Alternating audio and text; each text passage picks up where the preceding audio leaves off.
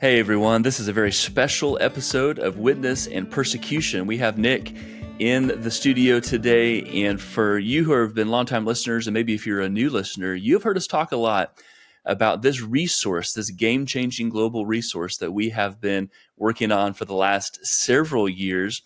And just the last few weeks, we have tied up a lot of loose ends. We've been working a lot on the post-production side, and we are anticipating in the coming months for this resource to be made available to the global body of Christ. And so, because that's kind of happened over the last few weeks, Nik, I actually texted you and said, hey, could we record kind of a special thing to get the word out that this resource is coming after all these years? And so you came in from the yard. You came in from, I think you've been planting grass. I'm not sure what you've been doing. You've been working harder than I have, but we decided we needed to get this information out and share it with our listeners because we've been talking about it a lot. We've been working on this for years, and now it's finally come to fruition. So, Nik, since I drew you out of your yard work, why don't you tell us a little bit about what we've been doing and where we're headed? Well, I was outside on my day off. I couldn't sleep, and so by a little bit after 6, I was outside taking care of 5 older chickens we've got, and our grandson has 6 brand new chickens. Well, they're about half grown now, and 3 ducks. And so I've been out there with the ducks, and we had to put in about 5,000 to 6,000 square feet of sod, and I have to keep that watered. And so I was irrigating that, and also I've got some great big pieces of wood that I can't even begin to move, and some guys are going to help me after we do this little talk together to the splitter, and so I'm going to be working on our winter supply of firewood also. You know, Anthony, in Africa, you can ask in all the languages that we've learned, you can ask someone when an event is going to happen, or when are you coming to see me, and the response is anytime from now.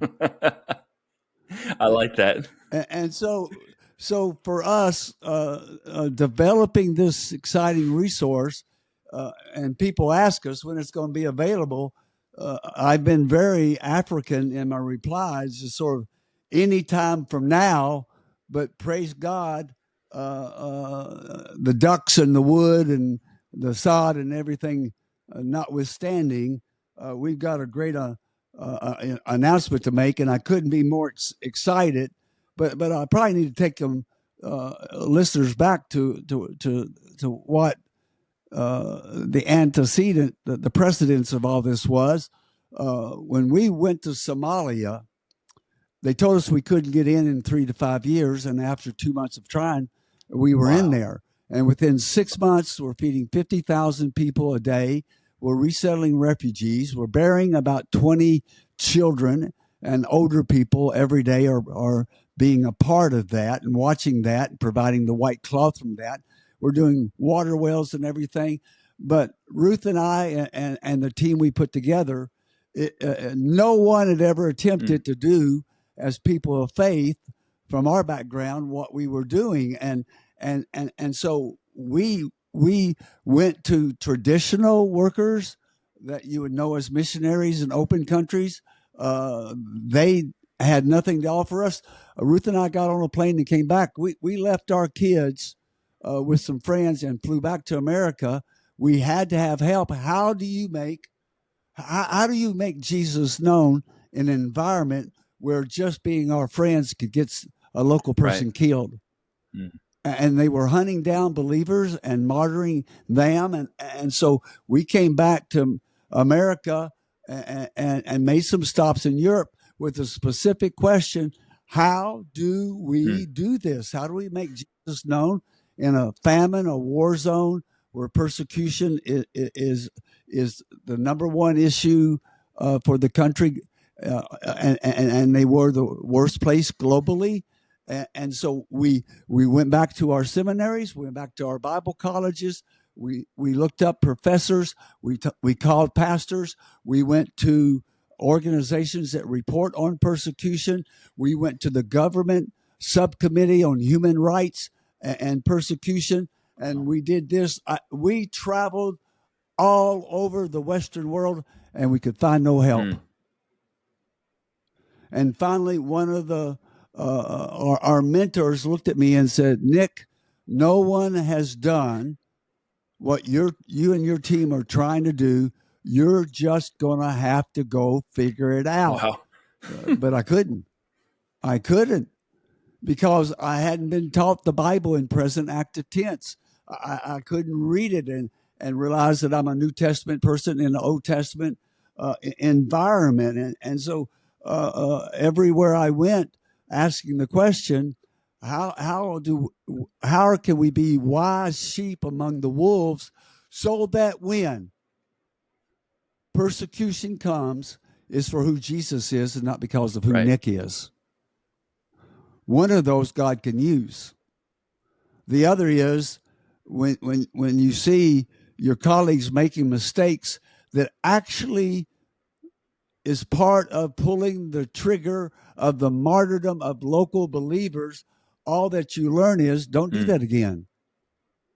But so you see what's wrong, but what is right, because martyrdom accelerated in Somalia by the way workers from many organizations came in there trying to do faith-based work as if they were in a Kenya, a South America, a Brazil, a responsive, open place where you can be a missionary. And not only did it not work, it got people hurt.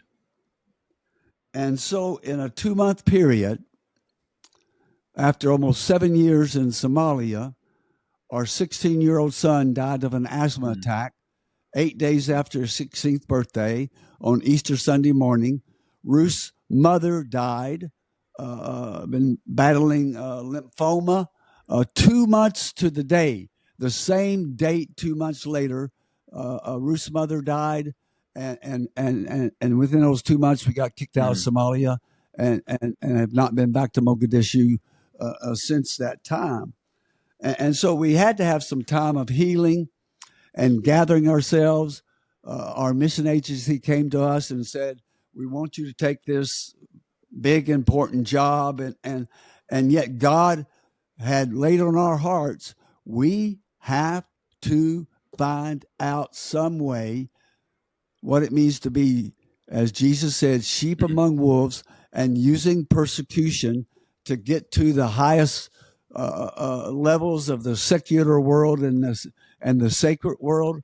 And since we'd gone everywhere else that we knew, the only place I knew left to go after fasting and praying with my wife was to go to believers in persecution and ask them, how have you done this for 70 years under communism? How have you done this since 1948 in China? And yet no one could tell me how to get there, and no one could tell me what to do once I got there. But believers in persecution, once they checked us out and once they realized we weren't going to tell their stories with their names and their pictures, and we weren't going to lead others to feel sorry for them and pity for them, that we wanted them to be our Apostle Paul, and we were going to be the Timothys to sit at their feet.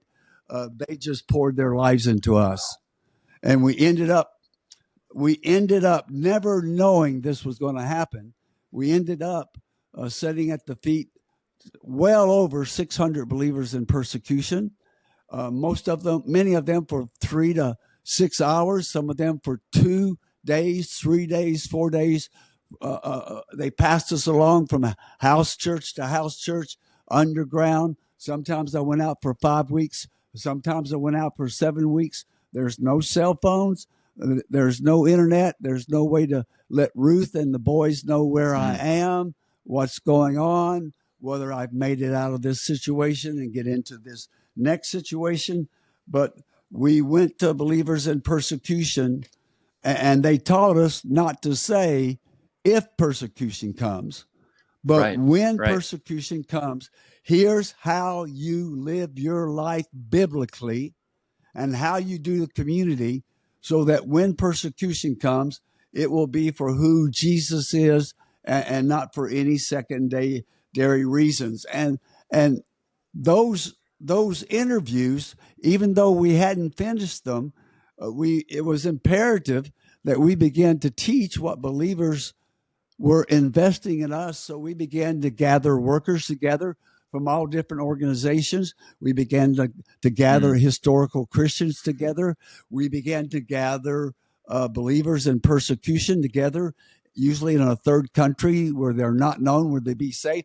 And we began to lead 5-day workshops on what we were in the process of learning, Anthony, before any book was written, before any tapes were made, and just saying, here's what we're learning.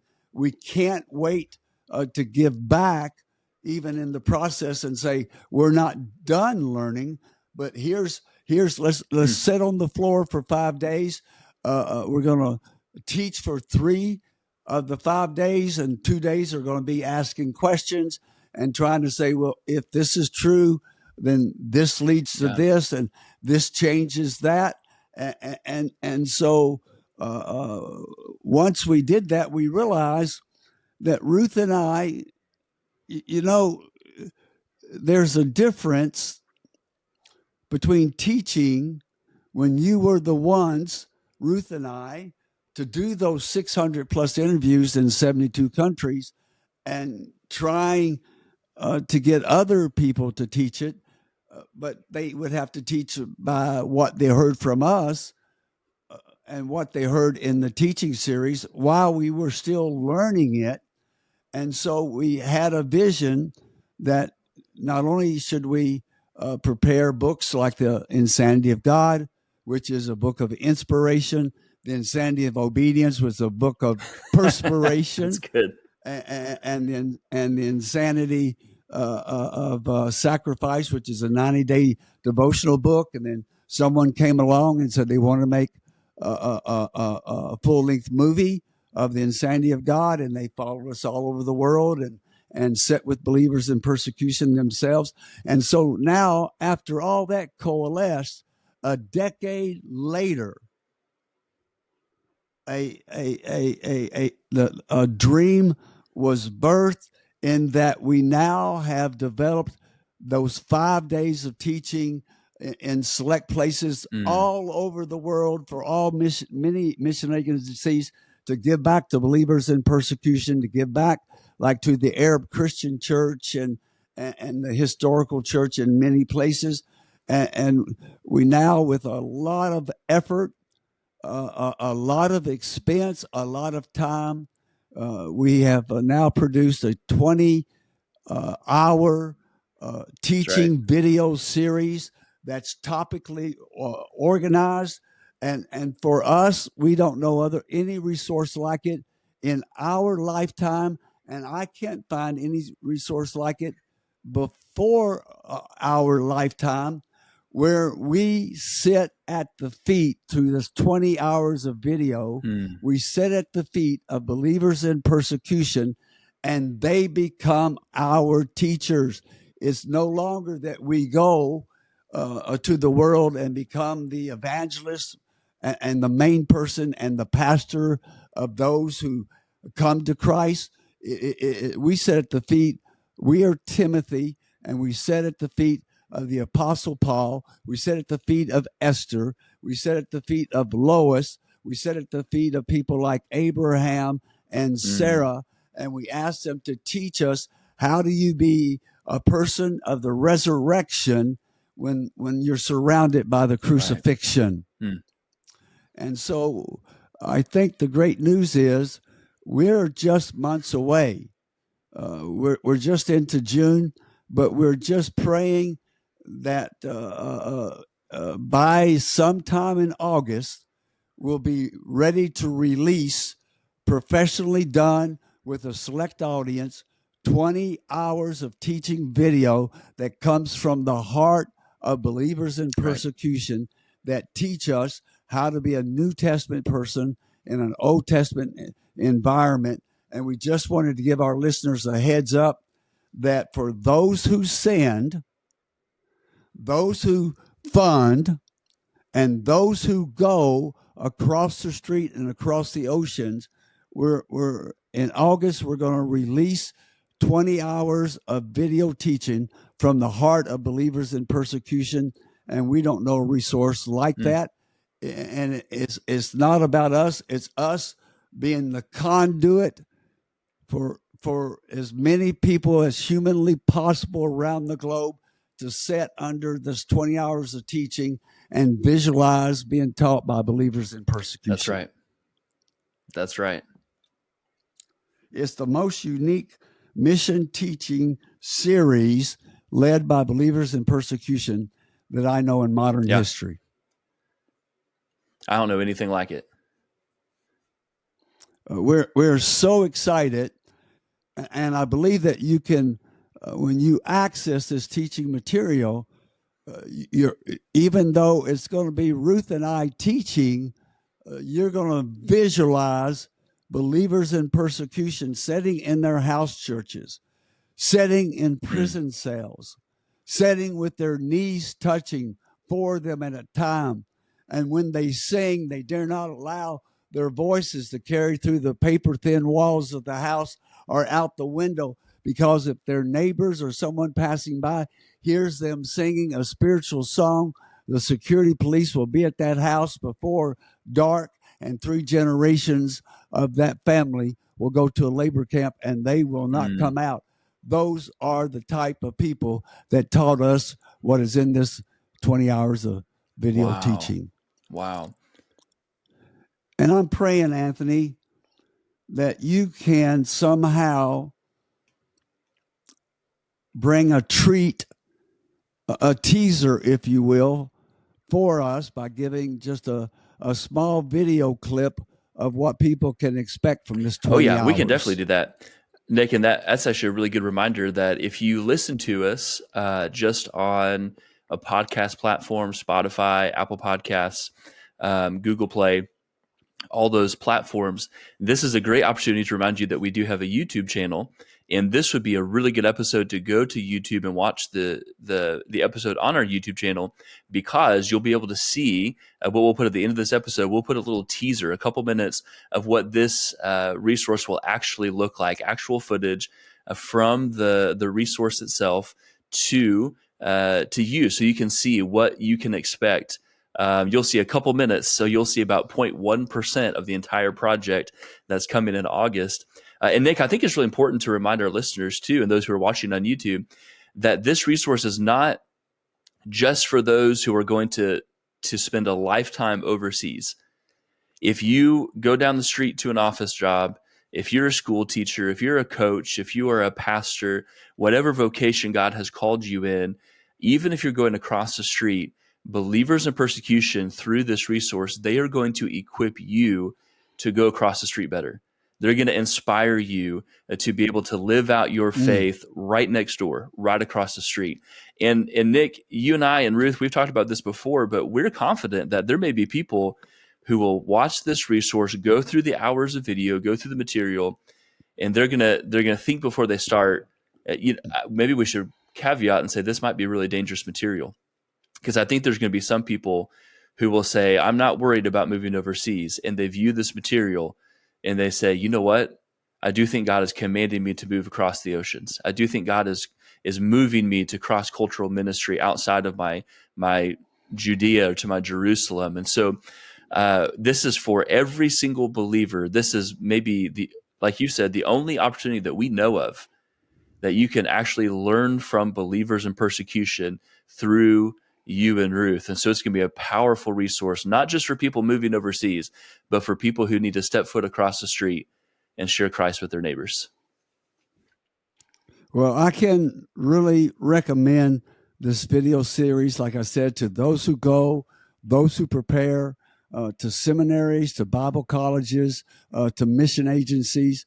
And I can say that with confidence, because it wasn't birthed by Nik or Ruth or anybody from the Western world.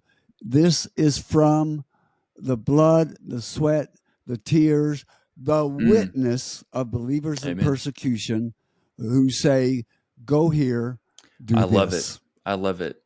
Well, Nik, I'm going to let you get back to your yard work because I know you're having nice weather. We don't have nice weather here. So I know you're going to want to get that done while you still have nice weather. But thank you for letting me draw you in from your yard work for a little bit. I know that you've got a whole lot to do on your off day. But for our listeners, we wanted to give you kind of this heads up of what's coming in August and the opportunity that you will have here just in several weeks to be able to access and use this teaching from believers in persecution. So, Nik, I'm going to let you go back to your yard work, but what we're going to do, if you're a listener, if you'll hang with us, go to our YouTube channel, you'll be able to view just a couple-minute teaser of what this material is going to look like and prepare you for when we launch this in August. Please, maybe set aside a day in the next couple of months to pray and to fast, because there are things going on with us physically, especially with me. It's obvious that Satan does not want this material to come. We've had to rebuild our website from scratch so that there's just one place that you can go to access this material. But Ruth and I right now are in the midst of some physical challenges and scheduling challenges. It's obvious that the evil one doesn't want this to happen. And pray for us and pray that this can faithfully be released as quickly as it can. That's right. Absolutely. Nik, thank you for taking a few minutes on a whim to record this. And if you're a listener with us to Witness and Persecution, we ask for you to hang tight and go to our YouTube channel, and you can watch a teaser of this coming material in August. This has been Witness and Persecution with Nik and Ruth Ripken, and we will be with you next time.